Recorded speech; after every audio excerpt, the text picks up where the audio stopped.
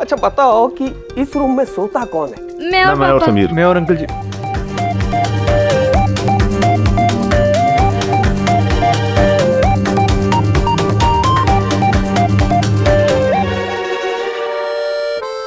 मतलब मैं और नैना यहाँ रूम में सोते हैं और समीर बाहर हॉल में सोता है। हाँ।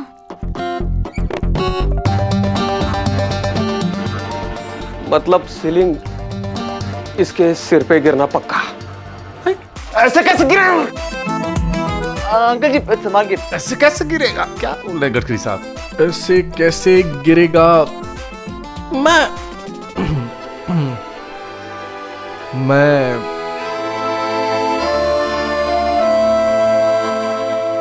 लगवा दूंगा टाइल्स। बढ़िया, कल से काम शुरू। टाइल मंगवा ले, काम करवा दे बस। कल से काम शुरू करवा देना। हाँ, ठीक है चल। एक मिनट। वो क्या है ना राकेश अंकल, समीर नैना अगर एक साथ हॉल में रहने लगे तो ये थोड़ा अजीब नहीं लगेगा? अरे हाँ, अब इसमें सोचने वाली बात क्या है? समीर का काम है ना बम्बई में, उसको ही तो हीरो बनना है, तो वो हॉल में रह लेगा। और जब तक ये छत ठीक नहीं होती तब तक समधी जी और नैना अहमदाबाद चले जाएंगे। नहीं अंकल जी, अहमदाबाद बिल्कुल नहीं जाएंगे। क्यों नहीं जा सकता अहमदाबाद ये लोग? क्योंकि मेरे पापा ने अंकल जी के भरोसे मुझे यहाँ मुंबई में भेजा था। अब अगर यही चले जाएंगे तो मेरे पापा मुझे जबरदस्ती वापस बुला लेंगे ना। तो 1 महीने की तो बात है, रह लेना अकेले। अरे निर्मला जी, ऐसे कैसे जा सकते ये लोग अहमदाबाद? इसका तो इलाज भी चल रहा है पैर का। हाँ, टूटी हुई टांग लेके मैं कैसे जा सकता हूँ अहमदाबाद? टांग टूटी है ना आपकी? देखिए ना, मैं अहमदाबाद जाऊंगा ना ही नैना जाएगी, और इलाज के बीच में मैं ऐसे नहीं जा सकता हूँ। और नैना मेरी देखभाल करती है, इसलिए उसे भी नहीं भेज सकता हूँ। हाँ वो भी ठीक है, मतलब इस उम्र में कुछ भी हो सकता है। अचानक फिट मतलब कुछ भी हो सकता है, साथ में कोई होना चाहिए। हाँ, इस उम्र में थोड़ी ऊंच नीच हो जाती है। शरीर सबका हाँ, मैं नहीं जाऊंगी पापा को छोड़ के कहीं भी, बिल्कुल भी नहीं। हाँ अंकल जी कहीं नहीं जाएंगे, वो यहीं रहेंगे। हाँ तो ठीक है, काम करते हैं। वो क्या है ना, हम सेक्रेटरी है सोसाइटी के, तो हम सोसाइटी का नाम खराब होते हुए नहीं दे सकते। हाँ ये भी सही है। तो एक काम करें, जब तक सीलिंग का काम पूरा नहीं होता है तब तक समीर तुम निर्मला आंटी के घर पे रह लो। आंटी के घर? नहीं ऐसे कैसे? आंटी को तो बहुत प्रॉब्लम होगी ना, मैं नहीं रहूंगा अब। हाँ, अरे ये तो तुम्हारे अपने हैं ना, तो इनको प्रॉब्लम नहीं है तो तुम्हें क्यों प्रॉब्लम है? नहीं प्रॉब्लम वाली कोई बात नहीं है, पर वो इकोनॉमिक्स के हिसाब से। माँ कुछ बोलो ना। आप लोग ऊपर वालों फ्लैट अटको पड़े हो, मैं कुछ नहीं कह सकती। जैसे ये सब कह रहे हैं वैसे ही करना पड़ेगा। इकोनॉमिक्स तो अरे निर्मला जी, 1 ही महीने की तो बात है, थोड़ा एडजस्ट करवाने का है ना। तो ये अभी तय हुआ कि समीर 1 महीना निर्मला जी के घर रहेगा। चल ठीक है, जैसी आप लोगों की मर्जी। निकले।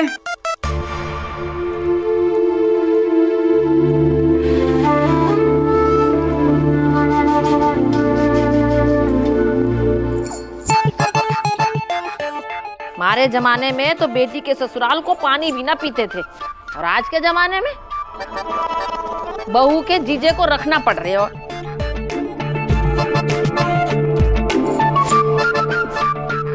आप क्या कर रहे हैं? छत की रिपेयरिंग का हिसाब? नहीं इकोनॉमिक्स समझ रहा हूँ। अरे घर में एक आदमी और आ जाएगा तो इकोनॉमिक्स थोड़ी गड़बड़ हो जाएगी ना। अच्छा प्रीति, ये समीर खाने में क्या खाता है और सोता कब है? क्यों? नहीं वो क्या है ना कि मैं उसके खाने पीने का और बिजली का हिसाब कैलकुलेट कर लूंगा। आप हिसाब लगाए क्यों रहे हैं? नहीं मैं एक काम करती हूँ ना, कुछ दिनों के लिए अहमदाबाद चली जाती हूँ, फिर तो आपका हिसाब बराबर हो जाएगा, है ना? बैठे बिठाए मुसीबत गले पड़ गई। सही कहा, मारो भरोसो है पर ये काली जुबान को भरोसो को नहीं। हाँ मम्मी जी, मैं तो कहती हूँ ना कि छत आप अभी रिपेयर करवाओ भी मत। नहीं मतलब उन लोगों को अभी वहीं रहने देते हैं, जब छत गिर जाएगी तब का तब देख लेंगे। अरे वो भी तो अपनों ही घर है, अपनी आंखों के सामने टूटे हुए कहीं देख सकूं। क्या करें मम्मी जी, आने देते हैं जीजा जी को, उनके कमरे में तकिया और चद्दर लगा दूं।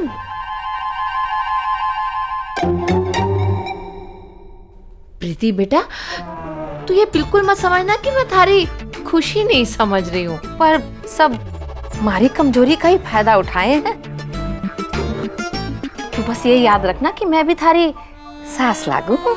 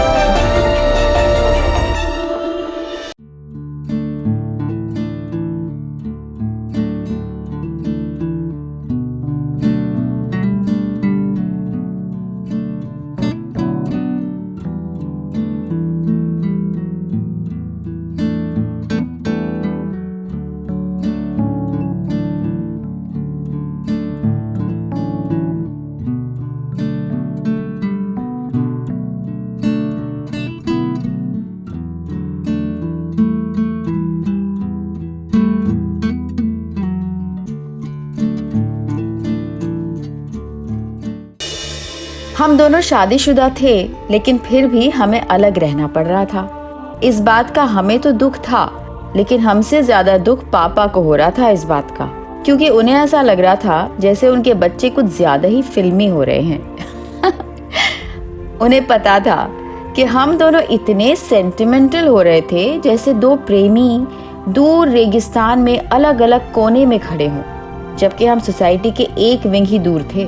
बस जैसे लैला मजनू अलग हो रहे हों। उफ, जालिम दुनिया, बेदर्द जमाना।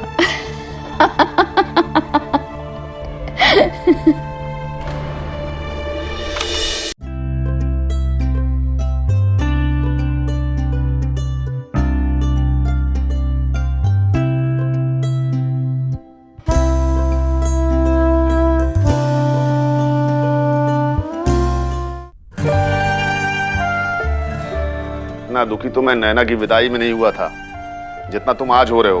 पड़ोस में जा रहे हो भाई, सरहद पार थोड़ी जा रहे हो।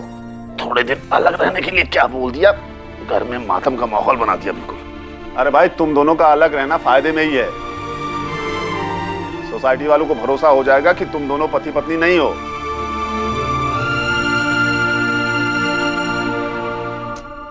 अब अपनी ये शक्ल चुसे हुए आम जैसी मत बनाओ। ठीक है भाई, इतना दुख हो रहा है तो मैं अंदर वाली कमरे में रहने चला जा रहा हूँ, तुम दोनों रहो यहाँ पे। ऐसा हो सकता है क्या पापा जी? हाँ, तुम तो चाहते ही हो कि छत मेरे सर पे गिर जाए, जबान बाहर लटक जाए और मैं ऊपर वाले के आंगन में चला जाऊं। पर तुम्हारी ये हवाई सपने ना कभी पूरे नहीं होने वाले। मैं यही रहूंगा, कहीं नहीं जाऊंगा। नैना, कभी भी शादी में ना दहेज नहीं लेना चाहिए, क्योंकि कभी कभार ना दहेज में ऐसे पापा जी मिल जाते हैं। क्या कहा तुमने? पापा जी, मैं कह रहा था कि मैं आपको बहुत मिस करूंगा। हाँ, पता है कितना मिस करोगे। अरे अपनी शक्ल देख लो, क्या हालत हुई है। 2 दिन अलग रहने के लिए क्या बोल दिया, हालत ही खराब हो गई।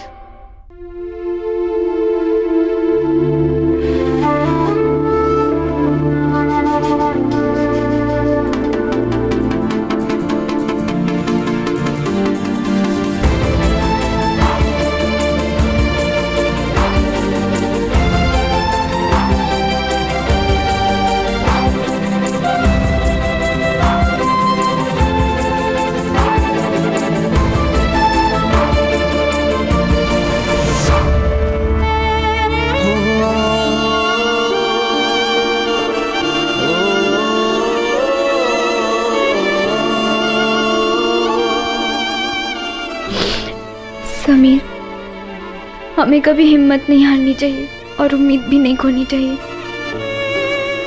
हाँ, क्योंकि आने वाला कल हमेशा बाकी होता है। और इसीलिए बड़े सपनों को पूरा करने के लिए छोटी कुर्बानियां देनी पड़ती हैं। और हमेशा याद रखना, अपनी आंखों में ये आंसू कभी मत आने देना। इन आंखों में सिर्फ वो सपने रहने देना जो हमने मिलकर देखे थे। तुम समझ रही हो ना मैं क्या कह रहा हूँ?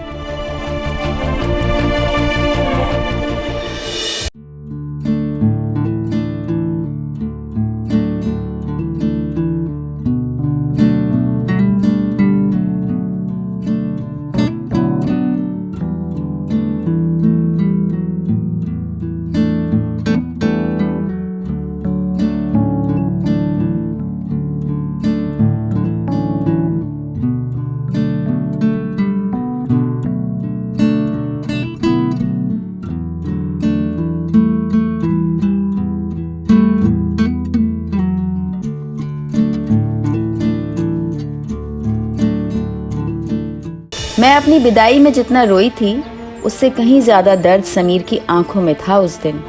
अब समझ आता है कि क्यों। क्योंकि समीर ने शहर तो कई बदले थे, लेकिन ना चाहते हुए घर छोड़ के जाना ये पहली बार हो रहा था उसके साथ। क्योंकि एक घर ही तो था जहां मैं और समीर सच बोल सकते थे।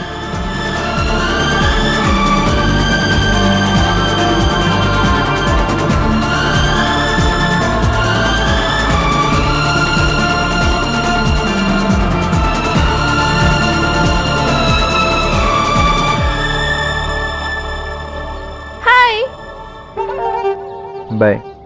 अरे मैं हाय बोल रही हूँ और आप बाय बोल के चले जा रहे हो, गुस्सा हो क्या? अच्छा, आपको घर छोड़ना पड़ रहा है इसलिए आप गुस्सा हो ना, है ना? हाँ। क्यों, आपको निर्मल आंटी के घर नहीं जाना? हाँ।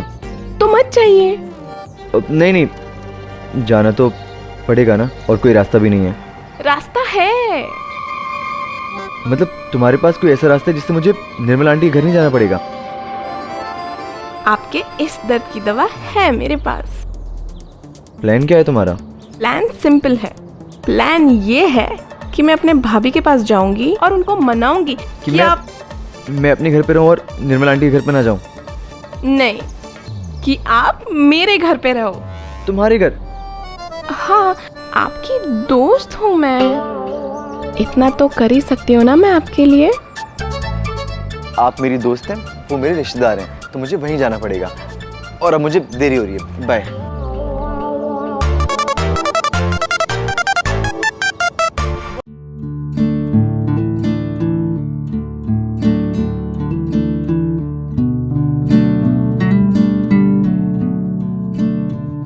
कह रही है आ गया आ गया, लो वो सच में ही आ गया। हे इधर दे इधर।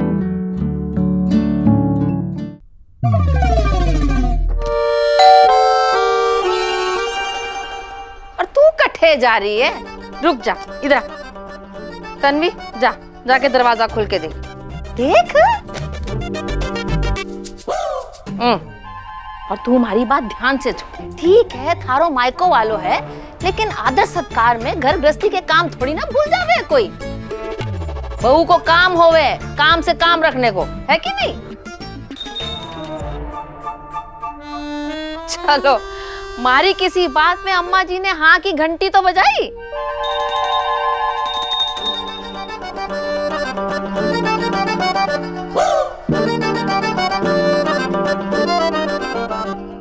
नमस्ते आंटी जी।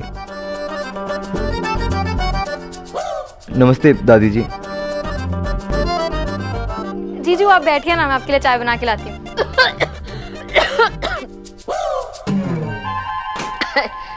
अरे अपनों के साथ ये मेहमानों वाला बर्ताव काहे करे? ये तो अपनों ही है और 1 महीना तक घर पर ही रहेगा। जाके कमरा दिखा दे, है ना? जीजू चलिए मैं आपको आपका कमरा दिखाती हूँ।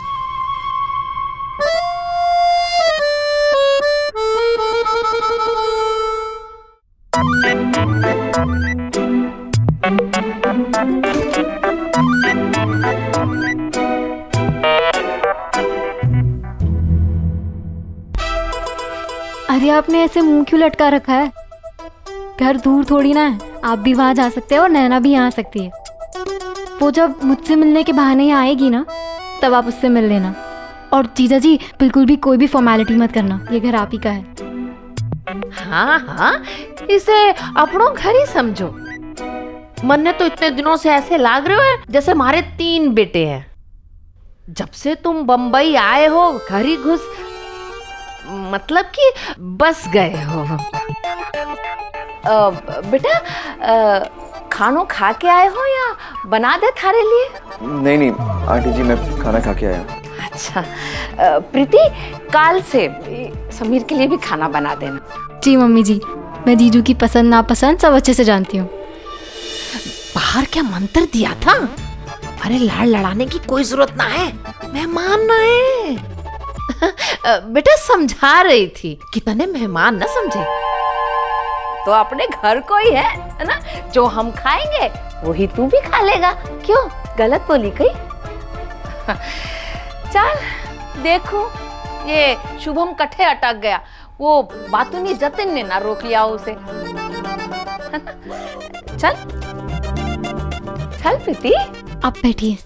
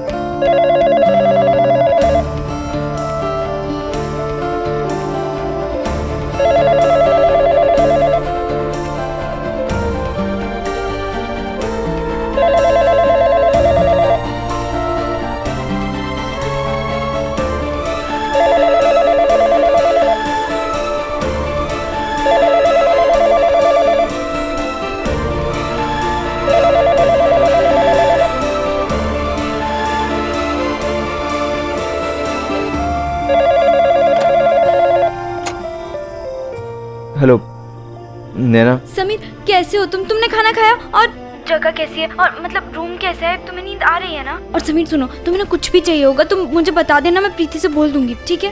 सब ठीक है, बस क्या? बस तुम नहीं हो। तुम कहो तो आ जाऊं तुम्हारे पास। नैना तुम्हें याद है ना, शादी के पहले हम कैसे छुप छुप के मिला करते थे? वो हमारी जिंदगी के सबसे खूबसूरत पल थे। अब सोचो, हमें वो पल जीने का दोबारा मौका मिला है। हम कितनी लकी है ना।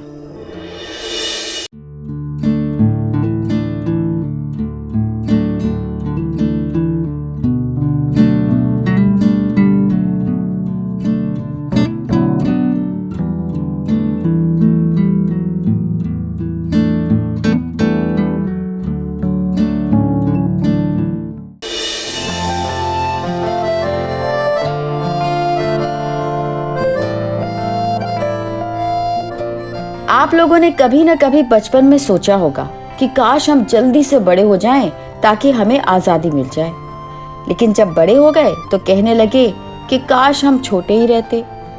बस वही हाल हमारा भी था। शादी से पहले मैं और समीर सोचते थे कि काश जल्दी से शादी हो जाए ताकि चोरी छुपे मिलना ना पड़े, लेकिन जब शादी हो गई तो वही चोरी छुपे मिलना हमें याद आने लगा।